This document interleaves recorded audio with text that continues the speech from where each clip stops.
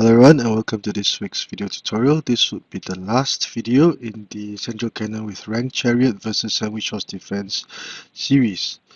And please do see the first video if you have not gone over it for a brief introduction to the opening system. So without further ado, let us begin today's board.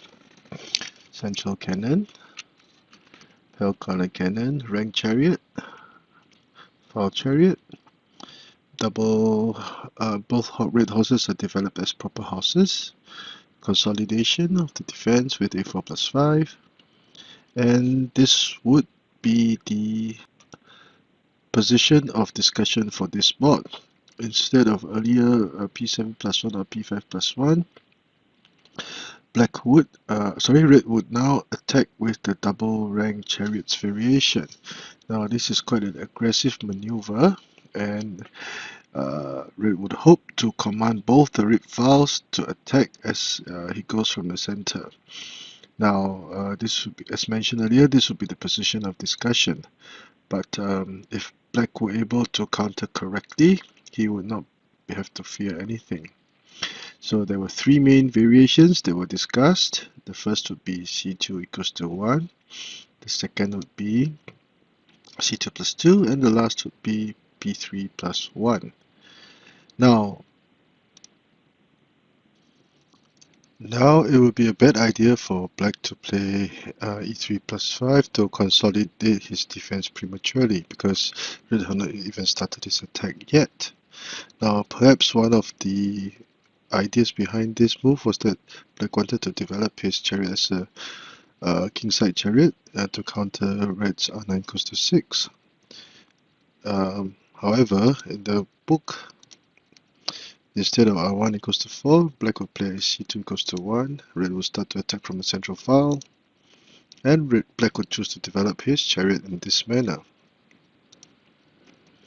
And as mentioned earlier, the congenital weakness would be this horse in the sandwich horse defense formation, and at this point in time, red would have the initiative because black would have to find a way to deal with the horse, and the central attack will still be going on. So that is why e3+5 is not a good idea. So now back to variation A, c2 equals to 1. Black traverses the cannon to the edge file to give his chariot an open line for development. Now this is one of black's more stronger and targeted counters. So red will usually continue with the r9 equals to 6. Now this is a rather dogmatic approach that lacks flexibility and has been greatly criticized. Although red's formation will look very formidable indeed, but it will not be able to do much because black's counter would be faster. So instead, it would be recommended that red could have played p5+1 instead of this move. p5+1 for this move. Now, if black developed his chariot with r1 equals to 2, red will counter with c8-1 to double down his attack on the central file. This way, he could shake off the pin by the black chariot on this cannon and allow the cannon to join in battle. So this would be the suggested move, p5+1. So back to the board, r9 equals to 6, black would pin the cannon, p5+1, and r8 equals to 6. Now this move was considered to be impetuous, a little bit too brash, because red would not have addressed the issue of this cannon being under attack. Instead, c8 equals to 9 might have been a better move to shake off the pin. As for the situation at this point, both the black chariots have commanded very important lines, and they are ready to counterattack at any moment. The black cannons are also nicely positioned. If need be, they could defend, and black would now be faring very well on both the offensive and defensive ends. So it is fairly obvious that black would now have seized the initiative from red. As can be seen from this situation, although red's formation looked will look very formidable. There was actually not much you could do. If this horse moved, the chariot could capture the red cannon. If this horse moved, this would become congested situation. There will be many options for black to counter with. So that is why c2 equals to 1 is one very plausible counter for black. In variation 2, black could play c2 plus 2. This is similar to one of the earlier bots, and now with the cannon at the riverbank, it will threaten to play a c2 equals to 3 to attack this horse, or c2 equals to 7 to attack this horse. And also, if need be, p3 plus 1 can be played so that red could protect his riverbank from any potential assault from the central file. This variation compared to c2 equals to 1, which is a targeted variation, comparatively speaking, c2 plus 2 is more of a probing variation, because black could try to sound what red had in store or what red was planning. Now, because red cannot solve the simultaneous threats of the horses, he will decide to go on the offensive with c4 r4 plus 5. And if he chose to move p7 plus 1, black could attack the horse, forcing it away, and there's this very brilliant move of the cross riverbank chariot to attack. Now at this point in time, because red had not moved any elephant, this pawn would now be threatened, and there will be many ways for black to increase his initiative. So p7 plus 1 is played. Black was able to adapt and respond correctly with this sound move. He cannot be too eager to play c2 equals to 3, because if he did so, red will counter with r9 equals to 7, and black's attack will be halted.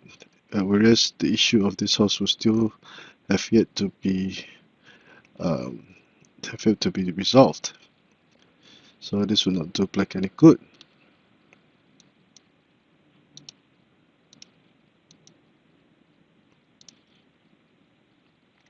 p7 plus 1, SH.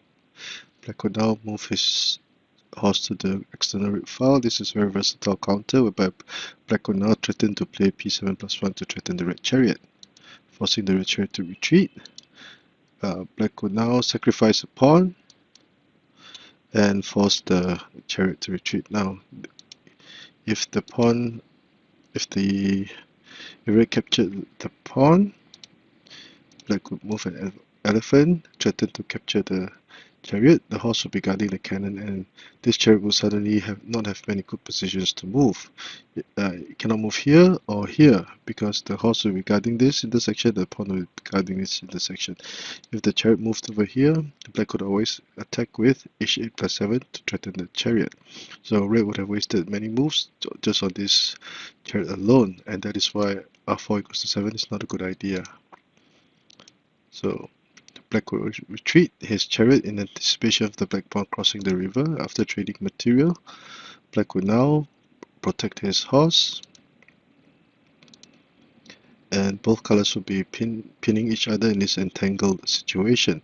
But generally speaking, black's defense has already been constructed, and red's offense is still facing trouble.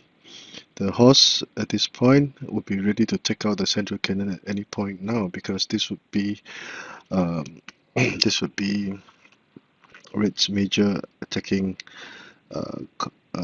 engine.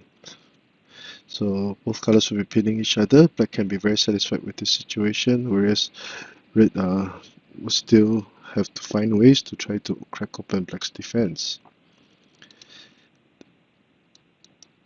In the last variation, p3 plus 1, again, black advances the pawn to allow for development of this horse and inhibit the development of this horse. Now this would also be considered to be a wait-and-see approach, and such an approach in this situation would follow the tenets of Xiangqi. Red will continue R9 equals to 6, and black will go for the double headed snake pawns, forcing red to push his central pawn forward, otherwise his horses would have trouble getting development.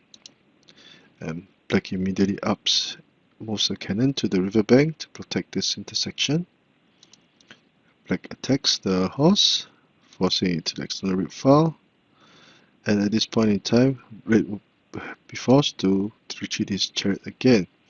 Now, R4 equals to 3 would be a mistake because black could advance his cannon, preparing to capture the pawn, and at the same time discourage red from moving either horse to the central file, or it will be captured, and red's single horse will not be as powerful in red's central attack. C5 plus 4 would also be a bad idea because black would not have to, will simply counter with c6 equals to 5. If he moved the elephant, it would be captured, or this would become a trade of material. Red would now play r6 plus 6, trying to gain material, but black would draw first blood with p7 plus 5, and red would have a hard time dealing with this situation. So that is why it would be best for red to retreat, guard this pawn rank, prevent from h8 plus 7, etc. And black could take his time to consolidate his defense in a very nice way. So with the advisor and elephant already in the central file, red's attack from the central file would be much less of a threat. So as can be seen from this position, the three methods of play differed greatly in characteristics, but they were all able to counter red's double rank chariots very nicely. Now, one main reason is because by spending one move on this chariot, developing as a ranked chariot, the general speed of red's attack would be slowed down greatly, and this would have many repercussions, as will be seen later on. So I hope you have liked this video. This is a very short video, but let us view this from the eyes of black. So again, central cannon, sorry, this should be from black. Central cannon, tail corner cannon, and red, this would be the position of discussion. Variation A, c2 equals to 1, r9 equals to 6. Black would now target this cannon, p5 plus 1, r equals to 6. Now black can be satisfied with this situation. Variation 2, c2 plus 2, red would attack and move his, advance his pawn in this manner. Black tries, sorry, red tries to prevent c2 equals to 3, but this would give black enough time to move his horse to safety. 4 minus 1, p3 plus 1, and again the chariot would be moved again, spending too many moves early on. And after trading material, both cards are pinning each other, and black can be very happy with this situation. Last variation, variation C, p3 plus 1 is played. r9 equals to 6. Black consolidates his riverbank in anticipation of central pawn attack. Again, the horse is moved to safety, and black can take his time to construct a very sturdy defense, and black has a very stable formation at this point, which he can be satisfied with. The relative slowness of the double rank chariots by red is the main reason why this variation is now almost never seen in competition, because red's attack, although it would seem very formidable, is too slow. Black can up his defense in time and prepare and start to counter attack ASAP. So this would mark the end of the last video in the central cannon with ranked chariot versus sandwich horse defense opening system. I hope you've liked this video. If you liked what I've been doing, please do subscribe to my channel and give me a thumbs up for the video. Thank you.